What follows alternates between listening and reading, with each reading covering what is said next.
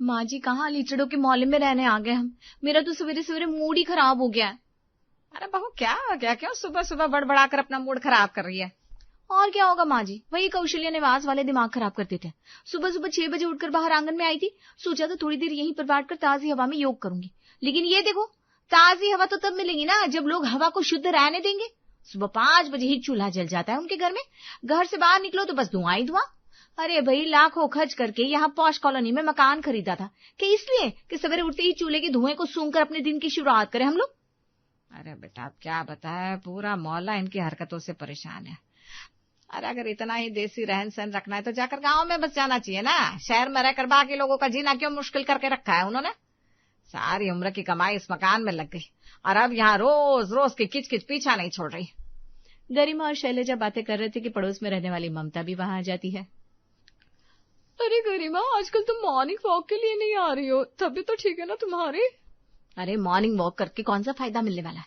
पहले ही शहर की हवा में पॉल्यूशन कम है, जो ये पड़ोसन चूल्हा जलाकर हवा को जहरीला बना रही है। अब इस जहरीली हवा में मुझसे तो वॉक नहीं हो पाएगा भाई। बिल्कुल ठीक कह रही है तू। मैं तो सोच रही हूँ सोसाइटी में शिकायत कर दूं इनकी। पूरे कॉलोनी की शो खराब करके रखी हुई उनके परिवार ने, इनको किसी की पड़ी नहीं है। मैं भी तो माजी से अभी वही कह रही थी। अच्छा छोड़ी ना, तू बता, अगर तेरी वॉक हो गई तो चाय बनाती हूँ, चाय पीकर जाना। अच्छा चल, अब तो इतनी जिद कर रही है, पिला दे एक कप चाय, फिर जाकर मैं घर के काम भी शुरू कर दूं 2 दिन बाद। अरे माँ जी, ये इतनी गंदी बदबू कहाँ से आ रही है। मैं बाहर आंगन में अचार की बनिया रखकर आई थी, उनमें धूप लग जाए, लेकिन ये अचानक से इतनी गंदी बदबू कहाँ से आने लगी। अरे बहू जरा देख तो, कोई अचार खराब तो नहीं हो गया? ये तो सच में बहुत ही गंदी सड़न जैसी बदबू आ रही है। गरिमा आंगन में जाती है तो देखती है अचार की बनिया तो एकदम सही सलामत है। माँ जी, मुझे लग रहा है बदबू हमारे घर से भी बगल वाले प्लॉट से आ रही है। मैं जरा जाकर देख कर आती हूँ। गरिमा दरवाजा खोलकर बाहर निकलती है और पड़ोस में खाली पड़े प्लॉट की तरफ नजर घुमाती है तो सामने का नजारा देखकर अपना सर पकड़ लेती है। अरे आप लोगों ने क्या कसम खा रखी है, हम लोगों को इस मोहल्ले में चैन से नहीं जीने देंगे? अरे बेटा, मैंने तो तुमसे कुछ कहा भी नहीं, मैं तो चुपचाप अपना काम कर रही थी। मैंने कब तुम्हें मोहल्ले में रहने से रोका है भाई? रोका तो नहीं है, लेकिन जैसे आप लोगों की हरकत है ना आंटी जी, कोई ज्यादा दिन इस मोहल्ले में टिक नहीं पाएगा। अरे हमारी कोठी के बगल में ये गोबर के उपले क्यों बना रही है आप? बदबू से हमारी नाक सड़ी जा रही है, क्या तरीका होता है? अरे बेटा, भैंस का गोबर है, इसमें कौन सी बदबू आती है? हमें तो कोई बदबू नहीं आ रही। भैंस का गोबर कोई कचरे में नहीं फेंका जाता, बहुत कमाल का ईंधन बनता है इस गोबर से। बिना खर्च के बढ़िया 3 वक्त का खाना बनाती है हमारी बहू इन उपलों से। तुम भी ट्राई कर लो, कभी स्वाद भी बढ़िया और गैस की बचत अलग। तभी सास शैलजा बहू को देखने वहां आती है। क्या बात हो गई बहू, क्या कह रही है? माँ जी, आप खुद देख लीजिए ना, ये आंटी जी हमारे घर के बगल में भैंस का गोबर सुखा रही है। अब समझ में आया आपको क्यों सुबह से दम घुटने जैसी गंदी बदबू आ रही है? आप इनसे कहिए ना, ये गोबर के उपले सब अपने घर में जाकर बनाए, मैं इस बदबू के साथ नहीं जी सकती। अरे बेटा, मैंने कौन सा तुम्हारे घर के अंदर लाकर उपले सुखा दिए? ये तो खाली प्लॉट है, तुम यहाँ पर मुझे उपले सुखाने से कैसे रोक सकती हो? यहाँ तो मैं सुखाऊंगी भी। खाली प्लॉट जरूर है, लेकिन हमारी दीवार से लगकर है ये जमीन। आज आप यहाँ उपले सुखा रही हैं, कल को लाकर अपनी भैंस भी बांध देंगे, लेकिन ये सब हम बर्दाश्त करने वाले नहीं है। अभी तक पड़ोसी होने का धर्म निभा रहे थे, लेकिन अब आपने तो हद पार कर दी। मैं सोसाइटी में जाकर शिकायत करवा दूंगी। आपकी भैंस गोबर, उपले, लकड़ियां सब उठवाकर बाहर फेंक देंगे वो। बाप रे, गजब के लोग हैं। ऐसा भी क्या शहर का बुखार चढ़ा है कि गाय भैंस और उनके गोबर से इतनी तकलीफ हो रही है ना। और ये क्या बात बात में सोसाइटी वालों का डर दिखाती रहती हूँ मुझे। कोई डकैती करके जमीन नहीं पाई हमने, अपने खून पसीने की कमाई से ये प्लॉट खरीदा है। अब अपनी जमीन पर हम भैंस बांधे या बकरी, इससे आप लोगों को कोई समस्या नहीं होनी चाहिए। और जिससे समस्या हो वो यहाँ से मोहल्ला छोड़कर कहीं और बस जाए, हम तो यही रहेंगे और अपने देसी तरीके से ही रहेंगे। तुझे कितनी बार समझाया मैंने, इनके मुंह मत लगाकर। तू भी ना आओ देखती ना ताओ, बार बार जाकर बहस करने लगती है। देखा ना तूने, उनके लिए वो जो कह रहे वो सही है, क्या मिल गया बहस करके? अच्छा सुन, जा जाकर चाय बना दे 1 कप, और ऐसा करना चावल भी पकने रख देना, तुम्हारे पिताजी दुकान से आते होंगे। ठीक है माँ जी। बहू गरिमा ने चाय का पानी गैस पर रखा और मोहल्ले में रहने वाली अपनी सहेली ममता को कॉल करके कुछ देर पहले हुई सारी बातें उसे बता दी। बहुत अच्छा किया जो तूने मन भर के खरी खोटी सुना दी। अरे इन लोगों का यही इलाज है। अच्छा मिलते हैं बाद में, अभी रसोई में काम निपटा लो। गरिमा अभी सास को चाय देने के बाद चावल बना ही रही थी, तभी उसने देखा कि अचानक गैस बंद हो गई। और ये गैस को क्या हुआ? लगता है सिलेंडर खत्म हो गया। माँ जी से पूछती हूँ एक्स्ट्रा सिलेंडर है कि नहीं। माँ जी, गैस खत्म हो गई है, आप सिलेंडर की बुकिंग करवा दीजिए। अच्छा, वो गैस वाला निक्कू है ना, उसको बोलिए 100 रुपया एक्स्ट्रा लगा ले, लेकिन अर्जेंट में अभी सिलेंडर दे जाए, मेरे तो चावल भी ठीक से पके नहीं, क्या खिलाऊंगी सबको। बहू तू भी ना घोर लापरवाह हो रही है। अरे सिलेंडर खत्म हो गया और तू अब बता रही है? समय से बुकिंग करवा के दूसरा सिलेंडर भरवा के रखना चाहिए था ना। चल मैं बात करती हूँ। शैलजा गैस बुकिंग के लिए फोन घुमाती है, लेकिन गैस बुक नहीं होती। अरे बहू, ये सिलेंडर वाला तो बोल रहा है पूरे देश में एलपीजी की किल्लत हो रही है, सिलेंडर नहीं मिल सकता। नहीं मिल सकता से क्या मतलब है? आपने उसको बोला ना एक्स्ट्रा चार्ज ले लेना, बस इस समय सिलेंडर दे जाए। अरे भाई, वो कह रहा है 100 क्या 500 भी दोगे तब भी सिलेंडर नहीं पहुंचा सकता, क्योंकि पीछे से सिलेंडर की सप्लाई नहीं है। मुझे तो समझ में नहीं आ रहा आप क्या करेंगे। तुम्हारे ससुर जी के आने का समय हो रहा है, रोटी के आज तो चावल तक नहीं बने, क्या रखेंगे उनके आगे। आप चिंता मत करिए माँ जी, मेरी सहेली है ना ममता, उसके यहाँ ये कुकर लेकर जाती हूँ, बोल दूंगी 2 सीटी लगा कर दे दे, फिलहाल तो काम चल जाएगा, बाकी बाद में देखी जाएगी। गरिमा चावल का कुकर लेकर सहेली ममता के यहाँ पहुंचती है। अरे ममता सुनना, वो हमारी गैस खत्म हो गई और एजेंसी वाले इस समय बुकिंग लेने से मना कर रहे हैं। बड़ी परेशानी हो गई यार, कुछ समझ में नहीं आ रहा, और सबसे ज्यादा दिक्कत की बात यह है मेरे तो खाना भी पूरा नहीं बना था। तू जरा छोटी सी हेल्प कर देना, इस कुकर में 2 सीटी लगाकर मुझे दे दे, कम से कम परिवार वालों को कुछ तो खिला दूंगी। अरे तूने तो मेरे मुंह की बात छीन ली दोस्त। मेरे घर भी आज सुबह ही सिलेंडर खत्म हो गया और मैं भी पूरे शहर भर में सिलेंडर का पता लगा चुकी हूँ। सिलेंडर तो ऐसे गायब हो गया जैसे गधे के सर पर से सींग। मैंने तो खुद नाश्ता बाहर से मंगवाया है, माफ करना, आज मदद नहीं कर पाऊंगी। ममता की बात सुनकर गरिमा जाने के लिए उठती है, तभी ममता का बेटा वहां आता है।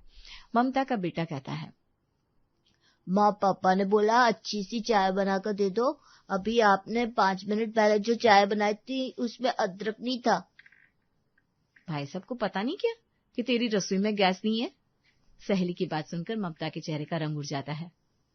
अरे दीदी, बन गया आपका पनीर पूड़ी और रायता भी मैं निकलती है।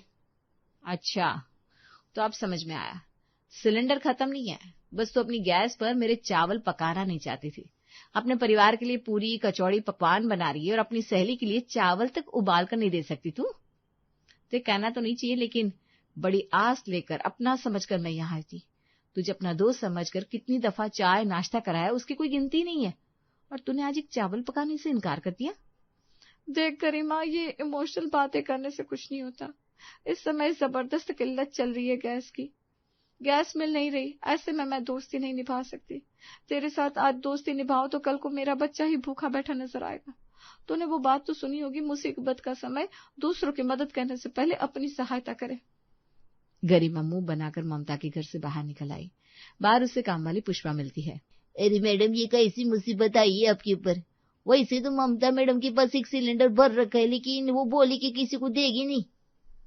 पुष्पा की बात सुनकर अब तो गरिमा मानो खून का घूंट पीकर रह गई थी। घर लौटकर, अरे बहू आ गई तू, बन गया चावल? नहीं माँ जी, चावल तो नहीं बने, लेकिन हाँ, अच्छे बुरे सही गलत की पहचान जरूर हो गई। अरे तू जाने दे, मैं अपनी सहेली आरती से पूछती हूँ। 4 सिलेंडर है उसके पास, और उसकी बहू तेरी तरह लापरवाह नहीं है कि एक भी भरवा कर ना रखे। आप भी परख लो अपनी सहेली को, मुझे तो पता ही है क्या होने वाला है, और वाकई वही होता है जिसकी गरिमा को उम्मीद थी। अरे तुझे तो मैं अपनी दोस्त समझती थी, मुझे नहीं पता था जरूरत के समय तू ऐसे पीठ दिखा देगी। चलो, सिलेंडर के बहाने ही सही मेरी आंखों के ऊपर जो दोस्ती का पर्दा था, कम से कम वो हटा तो। और भूलना मत, समय आने पर कभी तुझे भी मेरी मदद की जरूरत होगी, और उस पल मैं तुझे याद दिलाऊंगी कि जब कोई दोस्त होकर भी ऐसा बर्ताव करता है तो कैसा महसूस होता है। क्या हुआ माँ जी, ऐसे मुंह क्यों खुला रह गया आपका? आपकी 4 सिलेंडर वाली सहेली ने भी मना कर दिया ना। अभी किसी को कॉल मत करिए, कोई नहीं मदद करने वाला। दोनों सास बहू हताश होकर बाहर बालकनी में खड़ी थी, तभी उन्हें पड़ोस वाली कौशल्या के घर में से स्वादिष्ट खाने की खुशबू महसूस होती है। ये लो, अपने यहाँ पर खिचड़ी खाने के वांदे हैं और उनके यहाँ शाही पकवान बन रहा है। मुझे तो लग रहा है माँ जी, ये कौशल्या आंटी की ही हाय लग गई है मेरी रसोई को। क्यों भाई, तुम सास बहू के पास घर में कोई काम नहीं है जो रात दिन छज्जे पर लटक कर मेरे आंगन में झांकती रहती हो? फिर से लड़ाई शुरू करनी है क्या? अरे नहीं भैया, ऐसी कोई बात नहीं है, हम तो वैसे ही खड़े थे। वैसे ये खुशबू लाजवाब आ रही है। हमारे यहाँ तो गैस खत्म हो गई है, इसलिए सोच रहे थे खाने का इंतजाम कैसे होगा। अगर धुआं बर्दाश्त हो जाए तो खाने की चिंता की कोई बात नहीं, खाना हमारे यहाँ से आ जाएगा। वो गोबर के उपले जिससे तुम्हें बदबू आती है ना, उसी को जलाकर अगले कई महीने खाना बड़े आराम से पक जाएगा हमारे यहाँ। अरे कोई बात नहीं, हम मैनेज कर लेंगे। आप प्लीज थोड़ी हेल्प कर दीजिए। शाम में पड़ोसन बढ़िया खाना भिजवा देती है और उसके साथ एक नोट भी भेजती है। 3 लोगों के खाने का पूरा 300 रुपया हुआ। वो क्या है ना, मैं बताना भूल गई, आपके अलावा भी सोसाइटी में 8-10 लोगों के यहाँ गैस खत्म हो गई है, तो हम सबको टिफिन दे रहे हैं, 100 रुपया पर हेड। ये ले, इस कौशल्या ने तो आपदा का अवसर बना लिया। हम इसे गवार समझ रहे थे, ये तो पक्के बिजनेस वाली निकली। सही कहा माँ जी। माँ तो सोच रही थी कि ये भले लोग हैं जो मुसीबत में मदद कर रहे हैं, मुझे क्या पता था ये अपना धंधा चमकाने में लगी है। फिलहाल तो बेटा और कोई चारा भी नजर नहीं आ रहा, अभी तो जो मिल रहा है उसी से काम चलाते हैं। अगले दिन, अरे बहू देखा तूने, ये कौशल्या तो मौके पर चौका मार रही है। अरे लाइन लगी है इसके घर। क्या माँ जी, सच में इनका टिफिन सर्विस इतना चल गया? अरे टिफिन तो है ही, लोग गोबर के उपले खरीदने के लिए लाइन लगा कर आ रहे हैं। पता चला है युद्ध लंबा चलेगा और गैस अभी नहीं मिलने वाली, इसलिए लोग अब वैकल्पिक व्यवस्था कर रहे हैं। अच्छा, क्या बोलती हैं आप? अरे बोलना क्या है बेटा, कब तक खाएंगे रोज का 1000 रुपए का खाना। ऐसा कर, तू भी जाकर लाइन में लग जा और उपले खरीद ला, हम भी अपने लिए इंतजाम कर ले। लेकिन माँ जी, मैं वो गोबर को हाथ नहीं लगाने वाली, आपको पता है ना मुझसे ये धुआं बर्दाश्त नहीं होता। अच्छा तो भूखी रहना कल से, या फिर तेरे मायके का टिकट करा लेते हैं, उनके घर तो गैस होगी ना। क्या माँ जी, आप बात बात पर मेरे मायके पर आ जाती हैं। ठीक है, जा रही हूँ मैं। काफी देर तक लाइन में लगने के बाद गरिमा का नंबर आता है। हाँ बेटा, तो कितने किलो देना है? दे दो आप 20 किलो। बेटा पेमेंट कैश में करोगी या अपना QR कोड दो? क्या आंटी जी, अभी मजाक करती हैं? अब 30-40 रुपया की चीज के लिए क्या स्कैन करना, मैं कैश दे देती हूँ ना। 30-40? अरे भाई 400 का किलो है, 20 किलो का 8000 हो गया। जल्दी बोलो, कैश या ऑनलाइन? पड़ोसन की बात सुनकर गरिमा को तो मानो सर ही चकरा गया। भैंस के गोबर से ही बनता है ना ये, इसमें ऐसा क्या है कि इसका 400 दूं मैं आपको? मतलब भैंस रोज गोबर करती है ना, उसमें आप क्या एफर्ट लगा रहे हो जिसका रेट बढ़ गया? बेटा गोबर नहीं, ये उपले बिकते हैं, और गोबर को उपला बनाने के लिए कितने ही झगड़ालू पड़ोसियों के साथ तू मैं करनी पड़ती है, लोगों की बातें सुननी पड़ती है। इस बिजनेस को तुम हल्के में मत लो। जानती हो, लोग तो हमें इस मोहल्ले से निकलवाने की धमकी तक दे चुके हैं। बहुत तेज है ये बुढ़िया, जानबूझकर पुरानी बातों का पिटारा लेकर बैठी है। खैर, इस समय इनके साथ पंगा नहीं ले सकते। अगर बिना उपले लिए घर गई तो माँ जी मेरा जीना मुश्किल कर देंगे। अरे जाने दीजिए ना, पुरानी बातों को मन से लगाने से कोई फायदा नहीं होने वाला। जो बीत गया सो बीत गया, और वैसे भी कौन जानता था ये गोबर कभी सोने के भाव बिकने लगेगा। ठीक है, लाइए, मैं ऑनलाइन पेमेंट कर देती हूँ, उपले दीजिए आप। गरिमा पूरे 20 किलो गोबर के उपले लेकर घर पहुंच गई थी। थोड़ी देर में दोनों सास बहू ने मिलकर आंगन में मिट्टी का चूल्हा बनाया और फिर कई दिनों के बाद आज उनके घर में खाना पका। माँ जी, मेरी तो हालत खराब हो गई है। हे भगवान, धुआं लग रहा है, फेफड़ों में भर गया। खांसते खांसते मेरा राम नाम सत्य हो जाएगा। अरे चुप कर, 2-4 दिन में आदत हो जाएगी, कुछ नहीं होगा। आई बड़ी छुई मुई। 2 दिन बाद बहू और शालीमार कॉलोनी में बात हुई है, वो उपले 100 रुपए किलो देने को तैयार हो गई है। अगली बार वहीं से लेकर आना, अच्छी खासी बचत हो जाएगी हमारी। ठीक है माँ जी। अरे गरिमा, ये देखो टीवी में क्या दिखा रहे हैं गैस के बारे में। अरे भाड़ में जाए न्यूज, हो जाने दो किल्लत। हमने तो अब अपना कई महीनों तक का इंतजाम कर लिया है। अब गैस के दाम बढ़े या अब कुछ हो, मुझे क्या करना, हम तो चूल्हे के साथ ही खुश है। अरे पूरी बात तो सुनो, समझौता हो गया है, गैस के कंटेनर इंडिया पहुंच गया है। 2 दिन में गैस की किल्लत खत्म हो जाएगी और गैस के दाम भी नॉर्मल हो जाएंगे। क्या?